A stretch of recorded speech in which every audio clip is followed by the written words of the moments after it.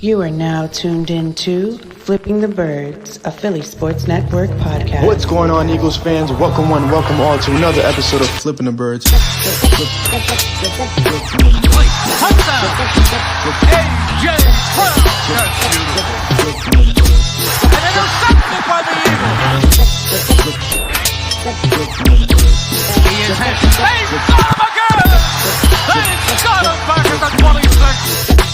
He's into the end zone.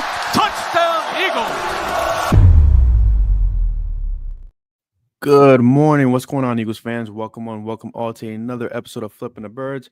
I'm Brian Cameron, and today we're going to discuss the latest news out of Philadelphia, in which the Eagles have promoted Kevin Patullo to offensive coordinator.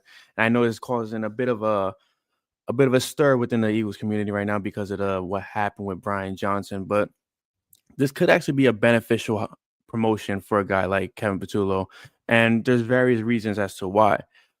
So we're looking at Patullo's history with the Eagles. He's been with Philadelphia since 2021.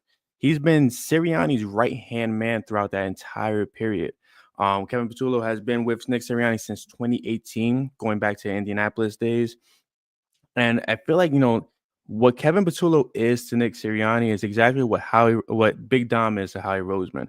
Patullo has been very involved with the offensive game planning, with the structure of the passing game, and he's been kind of groomed for this role. If you listen to Kellen Moore, if you listen to Nick Sirianni, they both have discussed, how they both have leaned on Kevin Patullo throughout this period with their offense, with the growth of their offense as well, right? Nick Sirianni, he did come out and say great things about Kevin Patullo, but let's look at what it also means for Jalen Hurts. Jalen Hurts finally gets a bit of a continuity hiring, as opposed to having a different voice with a different game plan in mind, as like Brian Johnson was. What happened in that period, Brian Johnson, Nick Sirianni, Jalen Hurts, they all had different opinions, different ideas for what they wanted the passing game to look like, which eventually led to the collapse, which eventually led to Nick kind of taking over the offense and running things the way he wanted to run it, which, again, 2023 is a bit of an anomaly on Sirianni's record right now. But Jalen Hurts gets the guy that's been in his ear throughout this entire time period. Yes, he's had different play callers, but he has the same guy controlling the passing game when it comes to Kevin Patullo. And to kind of discuss what Patullo has meant for Sirianni, Sirianni says he knows what I'm thinking in certain situations, how you want things to be taught, all of those different things. So he's been a great resource for me the entire time. Our success this year, but really the success we've had since we've been here, can't be great without the greatness of others. And that is definitely a fact with Kevin Patullo, and I trust him with everything. Now, that's a saying that's been kind of echoing throughout the NovaCare complex as well as the Lincoln Financial Field this year, where Saquon Barkley has said that multiple times, where you can't be great without the greatness of others. And that's exactly what Kevin Patullo means to this offense, means to this coaching staff, and possibly means to this front office. He did have an interview with the Saints for their OC position, but it kind of felt like it was more of a formality with Kellen Moore. I don't think Kellen Moore was really going to go out and actually steal away Nick Sirianni's right-hand man, knowing that they were grooming Patullo to take this position at one point sooner rather than later. Now, Patullo possibly could have been the guy in 2023.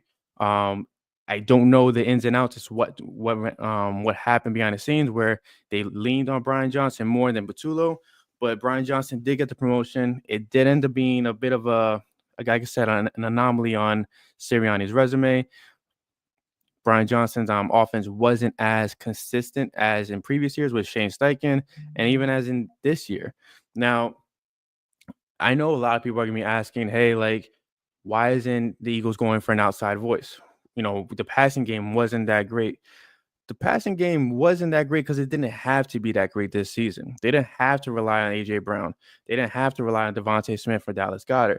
And to be honest, not all three of those players only played together in about a handful of games this season.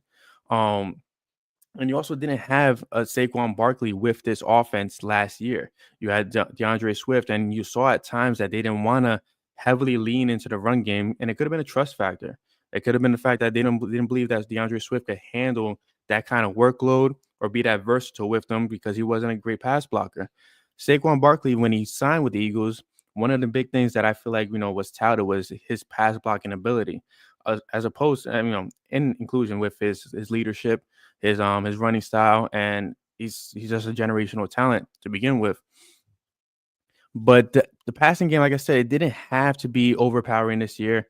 It did have to be overpowering in games that mattered. So you're talking about the NFC Championship game. You're talking about the Super Bowl. They did have to rely on the passing game because they wanted to really dominate those games. And like I said multiple times on Flipping the Birds, and several articles as well, as it felt like the Eagles were playing chess all season long, where they didn't actually show their full capabilities. They were actually not showing their hand all throughout the season.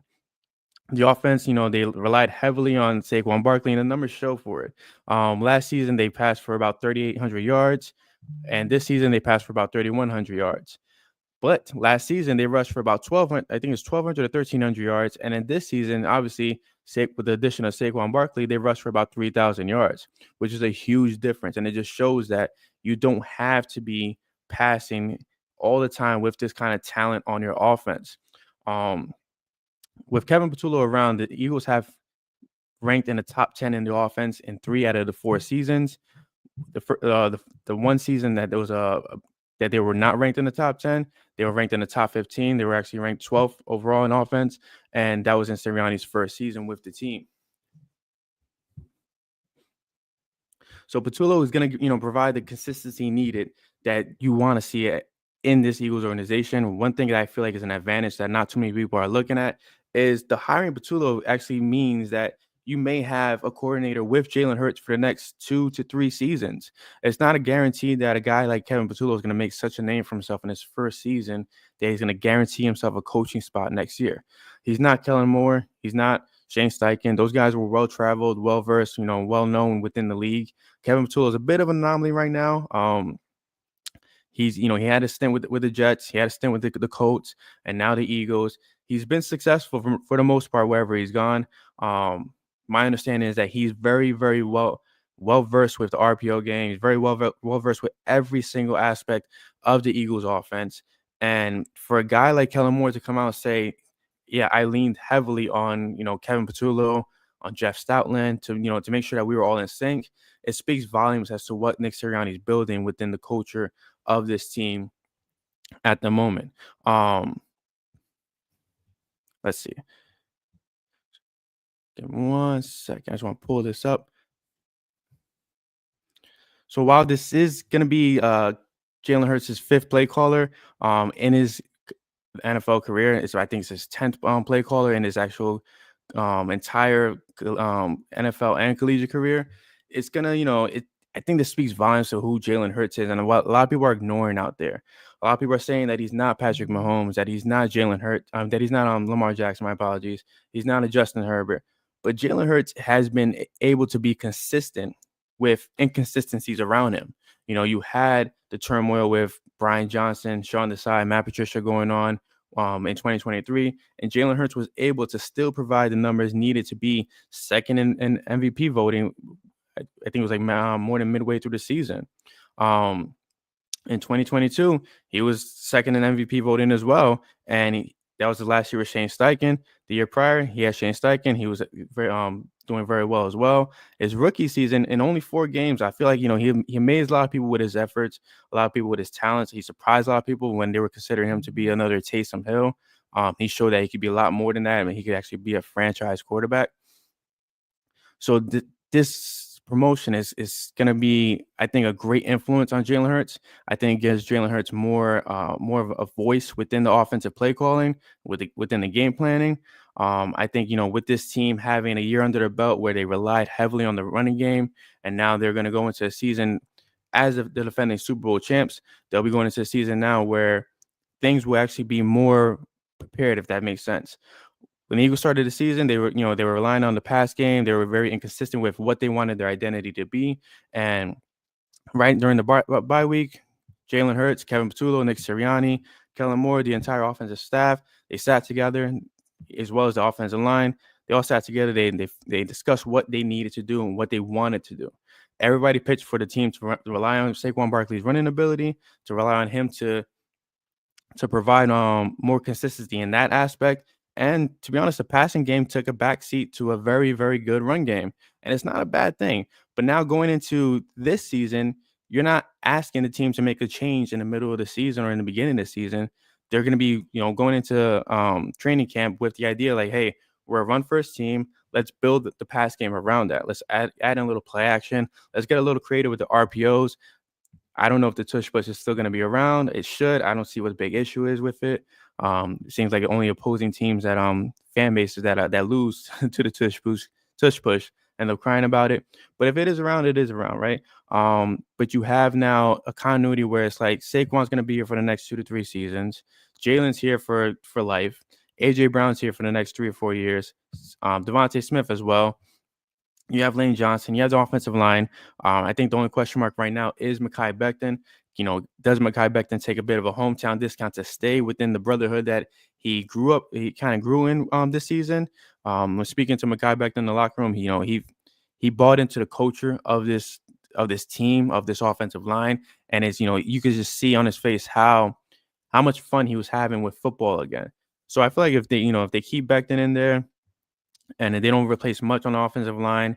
You have, the same team, the same offense going into this season that you had last season, with the wrinkle that now you have an advantage of you can actually prepare right this time around with what you want your offensive identity to be, which obviously will be Saquon first, pass second. I do expect them to throw in some play action wrinkles, and I do expect Kevin Patullo to actually take full reins of this. Nick Sirianni said multiple times that he would confirm with Kevin Patullo on certain play calls, and ask Kevin what he thought about the call, if he agreed with it, and it just speaks to the volumes as to who Kevin Patullo is to not only Nick Sirianni but to this offensive identity. And I feel like now we have that in place. You're not going to go into next season where it's like hey, we're going to lose another coordinator. I doubt that's going to happen, honestly, Patullo. I would give Patullo 2 years if I'm anybody in the NFL. He may interview here and there, but I don't see him taking a head coaching spot just yet. With Kellen Moore, was different. Kellen was coming from the Cowboys. He was coming from LA. He did have a down year in LA, but he had great success in Dallas. We saw Dak Prescott become the franchise quarterback that they believed him to be, although as of recently, that has not looked very well on every aspect of in Dallas. But Kellen Moore came here with the idea that he was going to be the guy going forward, and he's gonna, he was gonna use the Eagles as a pedestal to get promoted to another position, which he got in New Orleans. What's going on, Doug? Good morning. How are you, man? And yeah, so Philly for life, agree. And Mahomes had Andy Reid every year so far. That's a huge advantage. And I feel like I don't want to say they overlook it, but a lot of media analysts out there, they tend to just sweep that under the rug. Guys like Jalen, I feel like Lamar also had an offensive coordinator change. They need, like, every quarterback needs continuity. It's not like a pitcher in baseball where you go out there, you join a team, they change the pitching coach. It is what it is. You still have your pitches in, where you're going to throw. Quarterbacks is different. With a quarterback, you have to be a strategist. You have to be a wizard at the line of scrimmage, which is what we saw out of Jalen Hurts this season.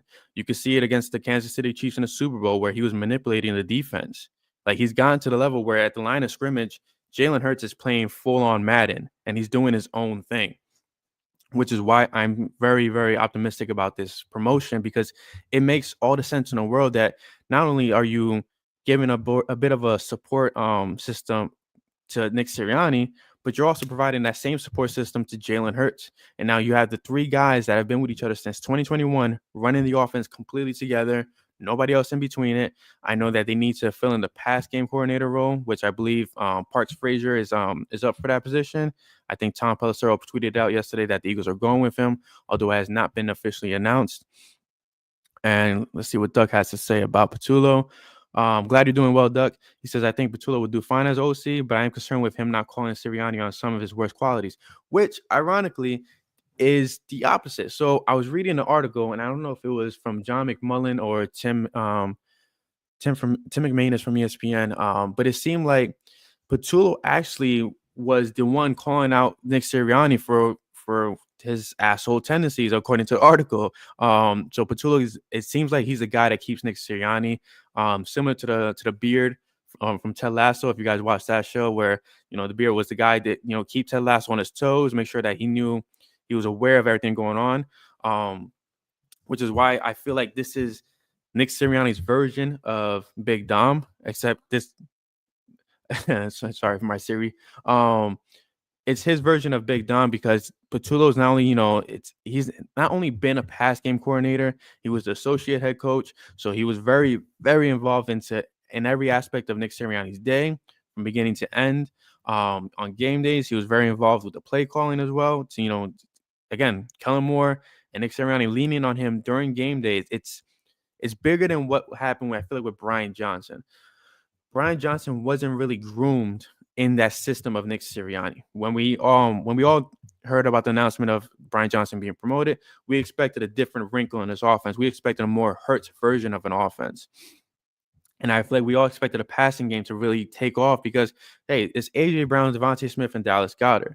And Jalen Hurts was on a tear after the Super Bowl, so you were expecting this pass game to actually flourish and be something more than it was. But with Brian Johnson, it was an outside voice that wasn't in sync with everything that Nick Sirianni believed in, then everything that Nick Sirianni wanted. And Kevin Patullo is the opposite. He knows what Nick Sirianni's thinking, according to Nick Sirianni. He knows what Nick Sirianni wants. He knows what's best for Jalen Hurts and his offense at this very point, especially after winning the Super Bowl in a fashion that they did.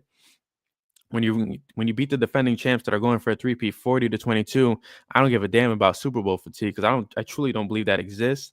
You can't get tired of winning, and if you do, then you do not deserve to be in the same frame as Tom Brady and the greats. But Kevin Patullo has had his fingerprints on this offense all along, and I feel like this is a great hire. This is a great move. This isn't a move that should cause any panic whatsoever. It's not a move where, Nick Sirianni, we're getting the worst of him. But instead, if anything, this is keeping Nick Sirianni and his team honest at all times. And like I mentioned before, they have an advantage going into this season because of that. They have an advantage because they've seen the blueprint of what they can do to succeed. Now, do I expect Saquon Barkley to rush for another 2,000 yards next season? Absolutely not. But I do expect a better mix because now they could go into the season very well prepared. They have full training camp under their belt with Kevin Patullo and the idea of what this identity of this offense is going to be going forward. And that's a huge advantage. So Doug mentioned Brian Johnson was pre-Sirianni CEO head coach. He was basically running Sirianni's old and known offense. He didn't get a chance to show what he wants. It seemed like that was definitely the case, right? But when I think about Sirianni in 2023, I think about a guy that was kind of panicking. When everything started kind of fluctuating and kind of overpowering everything inside, and when you have the outside noise saying that the Eagles are not a really good team, that they're skating by the skin of the teeth, and then the offense is not producing the numbers that they should be. I feel like Nick kind of just got in the way, got in his own way, got in Brian's way, didn't give Brian a true fair shot. But I do believe Brian added his own wrinkles into the offense or attempted to, and it was a bad mix. Sometimes water and vinegar really don't mix well, right? And in this case, it just didn't mix. And then you have a QB in the middle of it that's young, that's ascending, and it could have stunted his growth. But Jalen Hurts, again, this is a testament of how great he really is, which I still don't get why he doesn't get the credit he deserves. Jalen Hurts weathered the storm. He still had a pretty damn good season, although they bounced out of the playoffs by the Bucs. But you can see the growth in Jalen Hurts, not only as a leader, but as a passer and even as a game manager. And the game manager term, I feel like is used so poorly. Like, let's be honest, every quarterback is a game manager. You have to manage the game in order for your offense to succeed. You have to manage the game in order for your team to succeed. There's no such thing as a bad quarterback that's a game manager.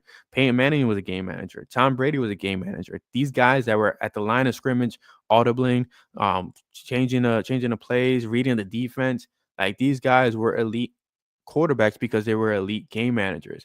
And I feel like Jalen Hurts has entered that upper echelon of elite quarterbacks because he's a great game manager. He's calling players at the line of scrimmage. He's putting his guys in a position to succeed. The big 60-yard run by Saquon Barkley against the Rams, that was a Jalen Hurts call at the line of scrimmage. He put Saquon Barkley out of position to be in a position to succeed and score a touchdown.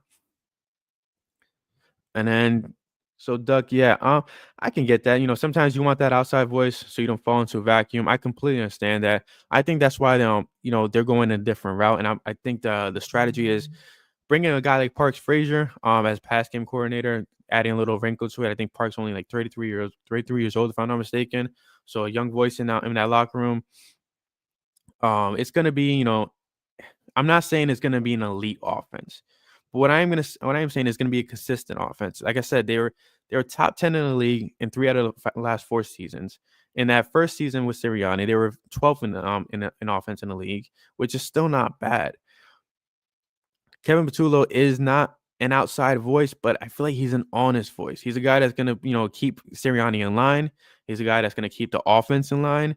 And it's when listening to him speak at the at media role in Super Bowl, he seemed like he was, not only did he want this role, but he seemed very well prepared for it. Patullo, when hearing the guy speak, he's intelligent. He knows what he's talking about. He doesn't seem lost in the vacuum or anything, of that term.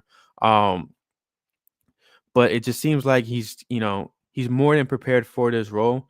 Being with Sirianni for that long, I feel like you know what eggshells you can step on, what you can get away with, and I feel like Patullo is going to put himself in a great advantage with this offense and Sirianni, and I don't see a hiccup happening like we've seen the last 2 years. Offense started slow this season. Offense started slow last year and never even got started to begin with.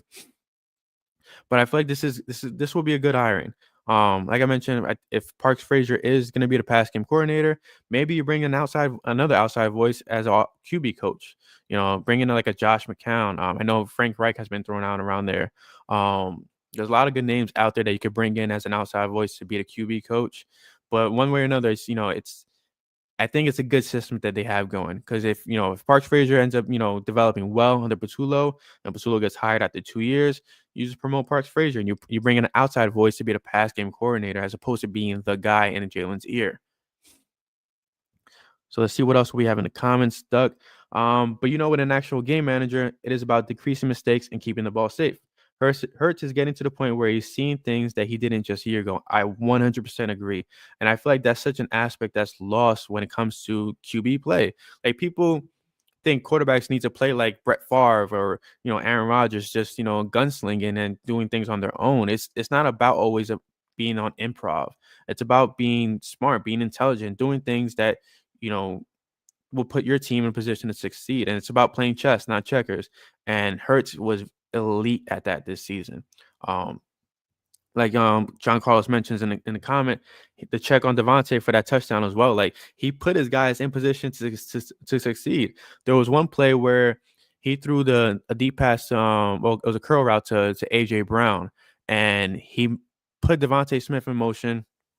Signal to Devontae to go to the right side of the line of scrimmage, and you see the safety come down and show Jalen Hurts exactly what he was expecting to see. So once that safety came down, you see AJ Brown go up top. He catches the ball, and the Eagles get a first down on third down. So those kind of things, like those are elite moves. Those are elite quarterback plays. It's not things that are going to show up in a statistics sheet. It's not things that are going to boost up his yards per game, boost up his touchdowns per game, boost up his flashy plays. Like that's not who he is, and that's not who he needs to be. Jalen Hurts needs to be exactly who he is at this very moment, and the Eagles will be perfectly fine. So going back to Duck, so Josh McCown is not moving from the Vikings for the same position. I don't know. I mean, why not? Like Josh, I believe he started. He didn't really start here, but he had a key role with Carson Wentz during that time period when he played in that playoff game. I think he ripped his hamstring, if I'm not mistaken. But listen, it could be a QB coach and with another title added to it. Like these guys, they get the smallest promotions. They move for those kind of titles. Just to throw out names out there. But let's actually see who we can find that's available to be the Eagles QB coach for the 2025 season. I believe our guy Anthony DeBona, one of our lead writers, put out a good list of possible QB coach candidates. So Anthony, if you're watching this, I'm going to steal this from you, but I'm definitely giving you all the credit. John Carlos says Bobby Slowick. I think Bobby accepted a position in Miami, if I'm not mistaken, um, for a similar position or like assistant coach. Let's see. QB coaches. By the way, thank you guys for joining us this morning. I really appreciate you guys. If you are watching on YouTube, be sure to like, subscribe, and comment to the channel. If you're watching on Twitter, please make your way to YouTube. Make sure you guys like, subscribe, and comment on the channel. So quarterback coach options that Anthony put out. So we have Frank Reich. I don't see Frank Reich coming here anytime soon. I think he's out of the league for a reason at this moment. And I don't see Nick doing him a favor. I think that would be a little too much for Nick right now. We have Mike McCoy, good name, Luke Getsy, Kerry Joseph, Alex Van Pelt, T.C. McCartney, David Blowy, Jordan Somerville, and Rob Calabrese. It's interesting names, and it's all outside names, which would be good as well. Philly, they could benefit from a QB coach coming from the outside, just because you're bringing a guy that's seen Jalen Hurts in third person as opposed to first person. A guy that's seen the flaws. This guy could come in and actually help Jalen, release the ball quicker. That's been one of those things that's been haunting Jalen throughout his time in Philadelphia so far, is that I believe he's led the league in, time time for holding the ball, according to PFF. And then, yeah, I kind of agree with that, Doug. I don't see him taking a QB coach position right now. But listen, when you're out of the league, you're out of the league, right? Like, so, you take whatever you can get. If he was gonna get a job, it would definitely be, with Nick Sirianni. I don't see Philly going in that route. I feel like if they were going in that route, he would have been here in some kind of capacity, kind of like Vic Fangio when Vic Fangio was helping the Eagles on a Super Bowl run. I feel like Frank would have been somewhere in the background assisting this team and kind of making his transition a bit easier. So he may be out of the question. I'm actually very surprised that we haven't heard many interviews, many names out there at the moment. But it's something that they got to nip in the bud sooner rather than later. I would expect them to make an announcement within the coming days after they announced the Parks Frazier move. And Parks Frazier, I mean, we got to talk about that. 33 years old, coming in. I know he was I think he was a pass game coordinator for Indianapolis. But if any of you guys know, just keep me honest. He did have one game where he did call a couple plays, and he looked the offense looked pretty good. So definitely a guy that's on the up and coming that could really help the Eagles going forward. And again, it's about continuity, right? Like if I'm Philadelphia, I'm bringing a guy like Park Frazier in. I'm bringing an outside, QB coach in, and I'm moving my carousel that way.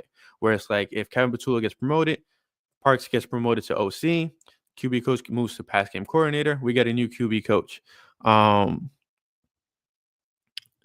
Yeah, I agree. Any XFL QBs that currently are a QB coach, that would probably be the best choice for QB coach. I completely agree. So let's actually look. Let me see if I can find who's available right now. So Eagles. The issue at hand is that the Saints still haven't announced the hiring of Did they announce the hiring of Doug Nussmeier? I know they're finalizing the deal about a day or two ago, but they still haven't announced the hiring. So I'm curious to know who's out there that's available that maybe Nick Sirianni has been eyeing that nobody's really catching at the moment. All right, so let's see. So, yep, Nussmeier still hasn't been completely hired, so which is exactly why the Eagles haven't made a move yet. So I'm assuming once that hiring comes through, then we're definitely gonna see the Eagles kind of be aggressive and make something happen as sooner rather than later. Let's see.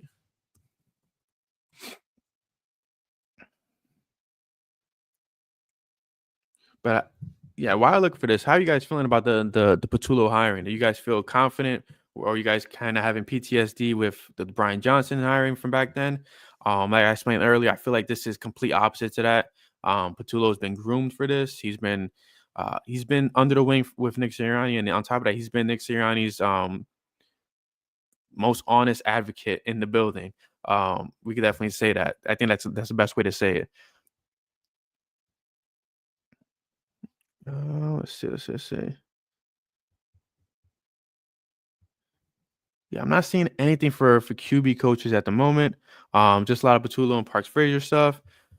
But if they do bring in an outside voice, I think it'll be beneficial for Jalen. Kind of bringing like like the Eagles did with John DeFilippo and Carson Wentz. Filippo, he stepped on Wentz's toes a lot. He was aggressive with Wentz. He was making sure that Wentz was on point every single time. And I feel like that was a huge benefit. A guy like Jalen Hurts can benefit from somebody like that. Somebody that's on top of him, somebody that's keeping him honest every step of the way. While Jalen has been very intelligent at the line of scrimmage and very intelligent with his play, there's been moments, like I said, he holds the ball too long. There's moments where he goes through his reads a little too hesitant. Sometimes he hesitates on the pass a guy like AJ Brown when we know AJ is going to catch it 90% of the time. Sometimes he hesitates on Devontae Smith as well, right? But bringing in an outside noise for outside voice to be a QB coach would be very, very beneficial for this Eagles offense. Very beneficial for Jalen Hurts, who's I feel like is starting to really ascend. John, we are not getting Aaron Rodgers. I don't want that man in the link. Duck, I do agree. I believe Patullo is gonna be perfectly fine. I think he's a perfect offensive coordinator for this team, for this system, for this head coach. Patullo is going to give Sirianni that peace of mind that I feel like Brian Johnson couldn't. And it's not to a fault of Brian Johnson. It's, Brian Johnson was promoted into a staff that was already kind of still young in their years in the NFL as a head coaching staff. With Patullo there, it's going to be kind of, nothing's really going to change, right? Patullo's been doing his thing. He's been doing everything that offensive coordinator does on a regular basis already. And like I mentioned, they were grooming him for this role for a reason. And we're not going to see so much of an aggressive Sirianni like we saw in 2023. We'll see more Patullo doing his thing and Sirianni just trusting in him, and that's a huge thing. A huge thing for a head coach to have trust in a guy like that. Nick wants to be the CEO guy, which he's very, very good at. I took a lot of flack because, I gave him a lot of crap this season when I questioned his antics on the sideline. But intellectually, Nick knows what he's doing with the guys. The guys, they more than just embrace him. They consider Nick to be family. They consider Nick to be the guy for them, and they'll go to war for Nick every single time. You don't find many head coaches in the NFL that demand that kind of how can I say this? Demand that kind of love or attention from their team. Andy Reid's one of those guys that you'll hear his players say that they'll go back for 9 times out of 10. And I feel like Sirianni's in that same breath now. And yeah, I know you meant as QB coach. I don't see Aaron Rodgers being on anybody's sideline anytime soon unless he's injured. I would see Aaron Rodgers possibly joining the Steelers next season. If history's taught us anything, maybe he ends up in Minnesota, kind of following the footsteps of Brett Favre. But that's neither here nor there when it comes to the Eagles.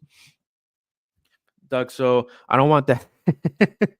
I agree. I don't want that nutcase Rodgers anywhere near the city. We are nuts enough without some dark yerk him around our young players. I agree. And I don't know what happened with Aaron. I mean, he lives in his own world. He does his own thing. Hell of a quarterback, hell of a player. But I think it's time for him to possibly hang it up. But again, that's we'll find out more answers about that this offseason. Yeah, listen, you watch the episodes of Flipping the Birds, Duck. I always said, I wanted Nick out. Last offseason, I wanted Nick to get fired.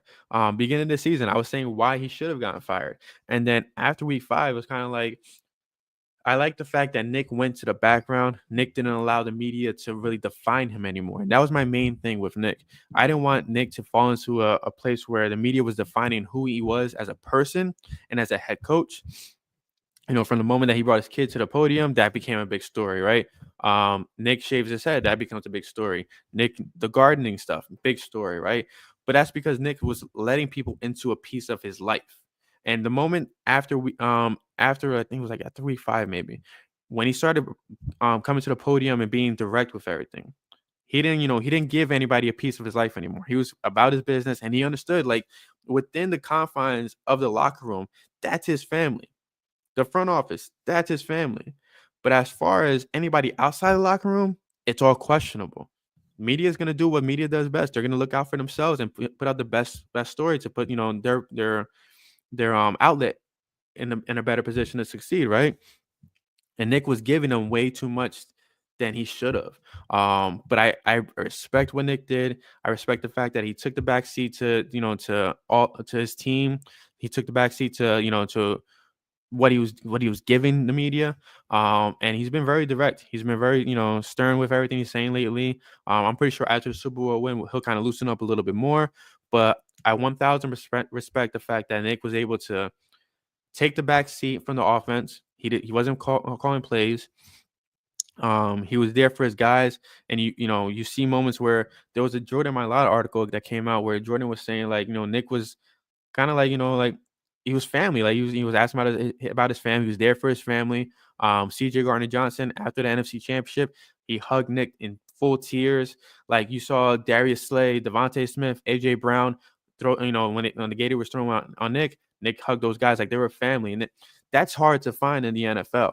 Like you're not gonna find many head coaches that are loved the way that Nick is loved by this team.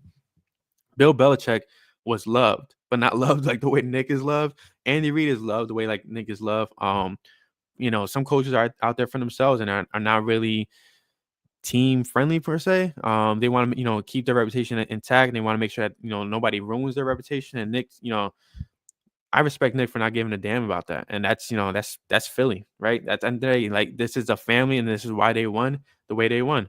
I don't know. I feel like so Doug mentions in the comments, Tomlin is not going to put up with Rodgers BS. He barely put up with Wilson's weird, weird stuff.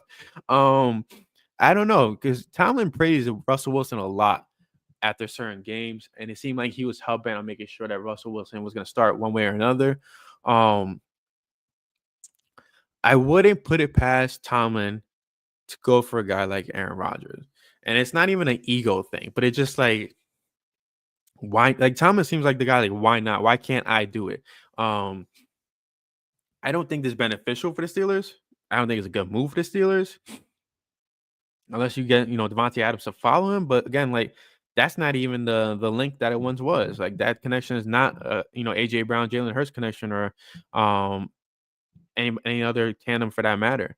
I think Devontae Adams needs to go out and find his own team now and do his own thing with his own young quarterback to kind of get him a chip, right? Get him more than what he has received recently. But I wouldn't put it past the Steelers to make that kind of move. It feels like this is right in their wheelhouse to go for a guy like Aaron Rodgers. But it's that's neither here nor there. That's not Philadelphia, right? We're celebrating the Super Bowl champs. We're celebrating a team that is in a position where the way they're maneuvering is second to none. And I don't know about you guys, but I love the confidence that they went into with the game against the Chiefs, and it's like they knew that they were going to win by a landslide while everybody was doubting them, and it's going to be a good team for a long time. I feel like. But yeah, that's my 2 cents on Kevin Patullo's hiring. I feel like it's not a move to panic. It's not a move to worry about. This is a good move for the Eagles. It's the right move at this very moment. If they had brought in an outside voice to be offensive coordinator, I feel like this would have led to Patullo going to the Saints. If Patullo went to the Saints, then you lose continuity within that group of Jalen Hurts, Nick Sirianni, and the other offensive staff. Patullo seems like he's a bit of the nucleus, and he's connected to everybody and doing everything. So now giving him a definitive role as offensive coordinator, you're looking at a guy that's going to keep the offense afloat, keep continuity there, keep everybody honest. And I think that's my main thing is that Nick Sirianni didn't hire or Nick Sirianni, Howie Roseman, and Jeffrey Lurie did not hire a pushover. They hired a guy that's a veteran. He knows what he's doing. He's been in the league for many years. He's been with Nick Sirianni again for 8 years since Indianapolis. He's been around this man for 8 years. He's been in Philly for the last, I think 4, even for 4 seasons, if I'm not mistaken, since 2021. Yeah, so they've been around together for quite some time. So he knows in and outs of Nick Sirianni. And this offense is going to be good going forward. So outside of that, we have a couple minutes left on the show. So shout out to Duck. Duck says, so Bond, Williams, Sweat, Slay, Bradbury, Burks, Goddard. What are we going to do with these players? So I've been seeing a lot of Dallas Goddard talk lately. I don't think Dallas is going anywhere. I know the injuries haven't been doing him justice, but unless the Eagles draft a guy like what's his name, Tyler Warren from Penn State, I don't see Dallas going anywhere in the meantime. right in the year, restructure his contract, create a little cap space, and then maybe get out of his contract.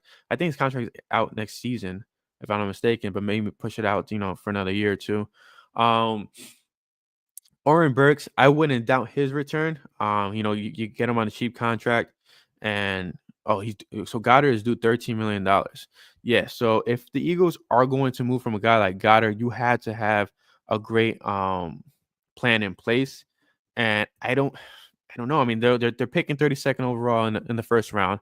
I would expect them to trade that pick and move into the second round, and then maybe a guy like Tyler Warren does. Is it Tyler Warren? Keep me honest out there. Does fall to the Eagles in the second round, and wherever they select. But I just don't know. Like Dallas Goedert is the definition of boom or bust. When he's hot, and he's moving at a pace that nobody can really manage, which is great. Like he's not really a guy that you can really cover well. He has great hands. He has great yards after the catch. He's consistent. The only issue is that he's also consistently injured. Of his last several seasons, Goddard has been the guy that you can count on getting injured, which sucks because with Ertz, I feel like we had continuity there where Ertz was, a bit of an Iron Man at times. But if they were to move from Dallas Goedert, so I'm trying to look. I'm looking at the spot record right now. So his cap is $12 million this season. Dead cap is $11 million, whether he's traded or released. Can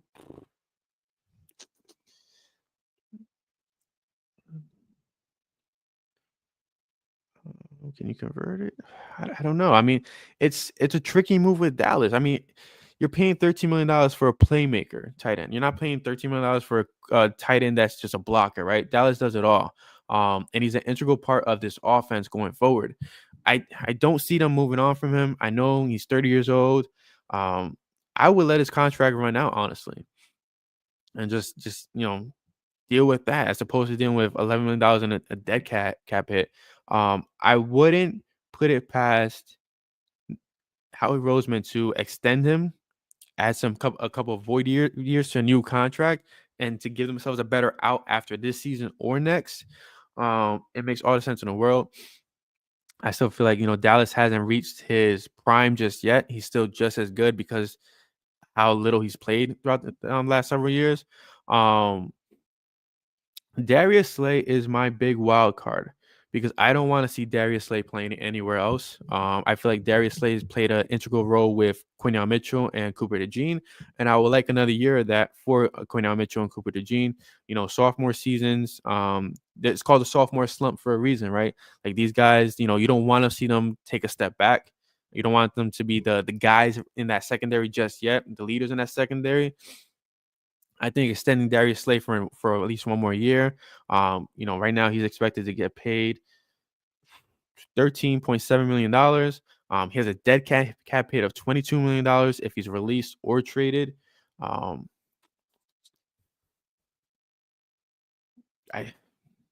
With Darius Slay, I want him here. I want him to stay.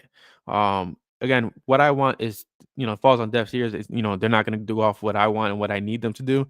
But Darius Slay, it feels like a guy that needs to stick around for the better part of these, the growth of Quinyon Mitchell and Cooper DeJean, Eli Ricks, Keely Ringo. I know he still eats into playing time for a guy like Keely. But I feel like Darius Slay is a very, very important piece to the secondary. You give him one more year. You let him ride out into the sunset as an Eagle. If they win a Super Bowl next year, then you gave the guy 2 Super Bowls and he gave you everything. I would keep Darius Slay at all costs. James Bradbury is on his way out. There's no way that Bradbury is staying here. I know that he did mention that he had an Achilles tear, which the team did not say when they put him on IR, and they never talked about him again. But Bradbury is definitely on his way out. I feel like if they never drafted Quinyon or Cooper, then Bradbury will still be around. But it just makes all the sense. Let Bradbury, ride into the sunset and do whatever he wants to do. He feels kind of like the new version of Alshon Jeffrey, where Jeffrey had that one good season for us, and after that was kind of like after the drop against the Saints, Jeffrey dropped off completely. And it didn't help that he had a very inconsistent quarterback play. But it feels like, with James, you let him do his thing. If he gets a new team, he gets a new team. If he doesn't, he retires. He retires as Super Bowl champ. Josh Sweat is gone. I don't see Josh Sweat staying here. He's gonna get paid a lot of freaking money. I think the expectation right now is like 4 years for $80 million. The Eagles are not paying that. They're not paying Josh Sweat um to be that guy, especially when you have Nolan Smith and Jalen Hunt in the wings. Jalen Hunt, if he didn't show the promise that he did show, from the point where he started taking snaps due to the injury of Brandon Graham, then I would understand. But Jalen Hunt is an animal, and I'm excited to see what he brings to this defense next year. I'm excited to see how critical of a role he plays with this defense. And we're not going to be able to see that if Josh Sweat is still here. Eagles, I don't see them paying Josh Sweat. I know Josh mentioned something that he wanted to see if he could get something done with the Eagles. Everybody says that until they see a different check on the table. I don't see Josh returning. However, my two big guys, and I think you're leaving out Mekhi Becton in there. But so my three big guys is Milton Williams, Mekhi Becton, and Zach Bond. Zach Bond is getting paid. He's gonna get paid by Philly. I don't see Howie Roseman letting him walk. Howie did mention, hey, Jason Kelsey's late night show, that he's gonna get a contract done with Zach Bond. He was asking Zach Bond for a discount. But a guy like Zach Bond is interesting because he's 28 years old, going on 29 years old. I think his market value right now, if I am not mistaken, is 3 years for $30 million, so about $10 million a year. I think the Eagles could probably get him at 9, give him a good signing bonus. Let's see. I want to double check what his market value is. Yes, so, well, actually, Bond's current market value is 2 years for $19 million. Again, he's 28 years old. He'll be 29 next December, so he just turned 28. I don't see Philadelphia letting him walk. He played like a top tier linebacker. You could probably get another year or two out of him. You sign him for 3 years, $30 million. You get him at that $9.8 million average. Throw a little money into the signing bonus. I think he's gonna want guaranteed money, so maybe the guaranteed money comes in that first year. But it seems like this is a too much of a fit for Bond and the Eagles. I think Bond, going to another team will not have the same production that he had in Philadelphia. The reason being is because Vic Fangio handpicked this guy to be signed, to the Eagles and made him the guy in this defense. It's a lose-lose for both parties. If Zach Bond goes to another team, there's no guarantee he's the guy out there. There's no guarantee he's as productive as he was in Philadelphia. And if he doesn't sign with Philly, then Philly's looking at a big hole in the linebacker position. There's no guarantee that, Jeremiah Trotter is going to be that guy yet, right? Kobe Dean, his injury, we don't know how far into next season Dean's injury is going to linger into. And on top of that, it's going to take a while for N'Kobe to get his feet underneath him and actually get back to that style of play that he was at. He's a very, very intelligent player. I'm not putting anything past him. I'm just saying, Dean is his injury. With his injury, he's going to need time to heal and time to get back, to who he was. It's just part of the game. So it's a lose-lose situation for Bond and the Eagles if they part ways. It's a huge win if they keep Bond, and a bigger win for Bond if he stays. Again, 28 years old, will be 29 at the core end of next season. And, you want continuity in this defense. They were the number one defense in the league, and they showed out. They overperformed. They did very well. Milton Williams this one will break my heart. A big Milton Williams fan. I loved how he looked this season. He was an animal. And he reminds me of a lot of Javon Hargrave, where, he played well enough to get a huge payday. His current market value, according to SpotTrack, is 3 years, $36 million. So $12 million on an average salary. Millions are a little tricky, right? So if you pay Milton Williams, let me just see something really quick. You got to wonder if this, I don't think it handicaps the Eagles because they'll find a way around it. But you got to pay Jordan Davis. you have to pay Jalen Carter. So Jordan Davis has the 5th-year option coming up for next season. That would be a huge move for Philadelphia to pick up that option and find a way to extend them. Jalen Carter is going to be a year after that, if I'm not mistaken, because Carter was drafted the year after Davis. So forgive me, I'm looking this up on the fly, and I appreciate you guys for joining us today. So Jalen Carter has his 5th-year option in 2027. So you have about a year apart from each. So if you extend Miller Williams for about 3 years, was it 3 years, 36 mil? Then ideally in 2027, when you got to pay Jalen, Miller Williams' deal should be coming off the books, and you actually should be in great position to extend Carter, greater position to extend Davis as well. And then at that point, you got to think like they either drafted a guy to take the role of Miller Williams. They also have a guy in place right now in Ojomo who looked pretty damn well this season. I think he was like 2nd in pass rush pressure rate, if I'm not mistaken, throughout the season in his position.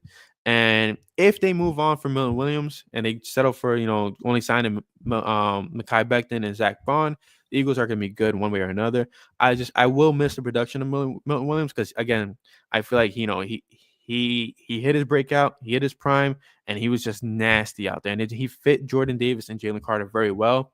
A lot of these guys fit this defensive scheme very, very well, which I do hope they take into account going into their next teams or going into free agency.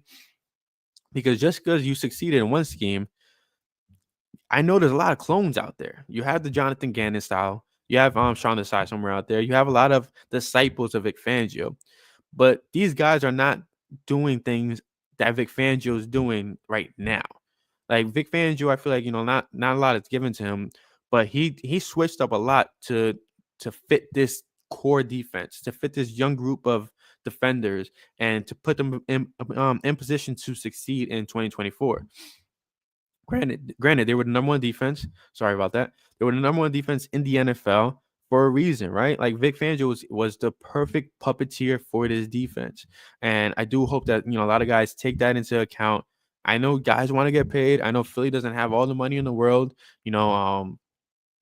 salary cap, right? But at the end of the day, my hopes is that the Eagles find a way to keep Bond, Williams, and Becton all in one shot. If they don't, at least keep Becton and Bond. You find a guy in the draft that can replace Milton Williams. There's gonna be free agents out there, right? There's gonna be guys that are pretty good pass rushers, and I wouldn't put it past the Eagles to dip in their toes into a specific Georgia guy that's gonna be a free agent. I always butcher his name, but Ajis Alajari, if I'm not mistaken. He could be a good rotational guy if the Eagles find a way to move off from Bryce Huff. They have a lot of options out there. It's going to be very, very interesting to see how Howie attacks this offseason. When the Eagles won the Super Bowl in 2017, he attacked that offseason with signing like veterans and re-signing veterans. And it's, there's a lot of aging guys that it didn't make a lot of sense for them to do if they wanted to have sustained success. This time around, they have the youngest defense in the league. They have a very young offense. You could sign guys that you could just put here and there. They're one of the deepest rosters in the league, so they don't need anybody to be specific. But they should definitely get some key guys that can actually contribute at a higher level than a guy like Bryce Huff. Lessons learned at the end of the day. I'll take this last thought. So Billy Covington Jr., I would see if Atlanta would be interested in trading for their Mr. Pitts. They never should have drafted anyway without truly knowing how to use him. I think the Eagles can make him better. That would be an interesting move, right? So if the Eagles find a way to move on from Dallas Goedert, you have a guy like Kyle Pitts, who I don't think Atlanta would move on from. But if we can entertain the idea, right? Like it doesn't hurt to think about it. Let's see. What year is he in his rookie contract is my question. As Spot Track continues to spell his last name wrong. There we go. He hasn't had a great start to his career. Atlanta hasn't had a good sustainable offense throughout his time there. So He's on his 5th-year option this season, which I'm not sure if they picked up, but if they did, he'll have a $10 million base salary, which is about, I think Doug mentioned $13 million for Dallas Goedert, so $3 million less. Kyle Pitts is only 24 years old. You trade for him. Worst comes to worst, he's off the books after this year. If he doesn't succeed, if he does well, then you extend him. And there's not, I feel like there's not much. He can't have such a great demand at the end of the day. And I feel like this would be a steal for the Eagles. That would be a hell of a move. I just, excuse me, I don't see Atlanta making that move. I don't see them moving off a young talent like Kyle Pitts, despite the fact that they stuck at game planning for him. They have not put him in a position to succeed. If there's any team that could do that, it's definitely Philadelphia. It's definitely with a player like Kyle Pitts, his versatility, his frame as well. I just, again, like a lot is dependent on what they do with Dallas Goedert. I don't see them moving on from Dallas. I think they'll find a way to extend them and to free up money this season, maybe backload his deal, add some void years. And I'm pretty sure, a lot of these guys in Philadelphia are team players. Like they're team first guys, which is a rarity to see in this league. So I can see a lot of these guys taking on these friendly extensions or restructures in hopes to add to this team and go for another Super Bowl run. Like you saw Jalen Hurts pretty much saying that he's not satisfied. Like it hasn't taken away the pain of him losing his first Super Bowl. He wants another one. AJ Brown, a couple of days after they won the Super Bowl, is back to work. He's like, nothing ever happened. Devontae Smith, the same thing. Like these guys are hungry for more. And it's Howie Roseman's job to feed that hunger and add to that. Like you got to add to this plate of great talent. Defensively, you got to get good pass rushers, right? You got to have guys to replace the Josh Sweat and Milton Williams. I'm very confident in Jalen Hunt. I do believe he's gonna be a stud. Nolan Smith as well. But it wouldn't be bad to add a guy behind them.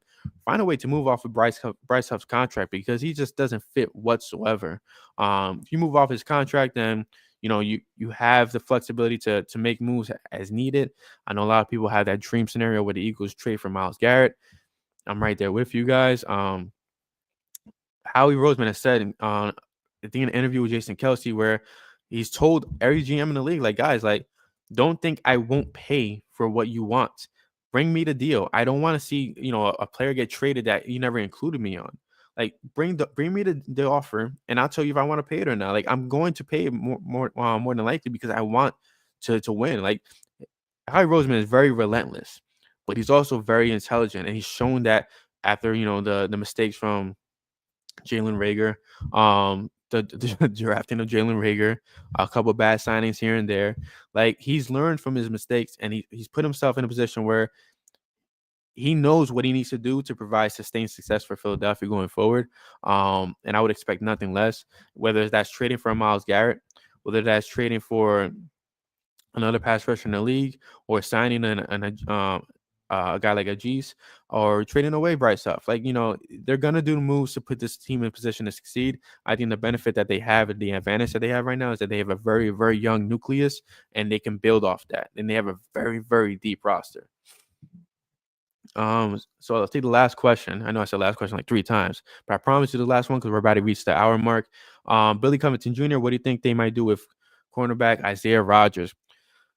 Isaiah did mention that he wants to come back. The issue with Isaiah coming back is that you provide a bit of a log jam where a guy like Keely Ringo won't see the field as much, and that could be detrimental to the development of a guy like Keely Ringo, who I feel like all of us are pretty high on. It's got to be Darius Slay or Isaiah. I don't think you get both. It has to be one or the other. Darius Slay, I feel like you go with because he's one of the better quarterbacks of this generation. He's one of the better quarterbacks that the league's ever seen, and he's a guy that Quinion Mitchell and Cooper DeJean heavily relied on. And if I'm thinking of Howie Roseman, I'm thinking like that's very, very necessary as opposed to a guy like Isaiah Rodgers, who I would love to see Isaiah back here, but I think Darius Slay is more of a need than Isaiah Rodgers is. I'm pretty sure Darius, in his last season, wouldn't mind taking less snaps here and there to get in rotation with a guy like Ringo, right? Or just go for what the game demands. But I think they go with Slay over Rodgers, if I'm not mistaken. it's about setting up for the future. You go with Darius Slay if you want to set up for Keely Ringo. If you believe in Keely Ringo, to be a guy. Isaiah Rodgers is still very young, where he can get a starting spot anywhere else. If you go with Isaiah Rodgers, I feel like that speaks volumes to what you see in Keely Ringo, and why he's he'll be the guy as opposed to Isaiah Rodgers. My thing is just it's one or the other at the end of the day, and I think that's what they'll do at some point this offseason. But yeah, for the moment, to kind of backtrack, Eagles did promote Kevin Patullo. I think it's a great move. They're also hiring, according to Tom Pelissero, it hasn't been confirmed yet. They're also hiring Parks Frazier to be their pass game coordinator, and they may need a QB coach sooner rather than later once Doug's promotion to OC with the Saints gets announced. I believe they're working on finalizing the deal from what the reports are saying. But until then, I appreciate all you guys joining me today. If you're on YouTube, be sure to like, subscribe, and comment. If you're on Twitter, be sure to head over to our YouTube channel, like, subscribe, and comment. I appreciate you all for joining us today, and I'll see you guys next week on Flipping the Birds. Until then, my name is Brian Cameron, and this is Flipping the Birds.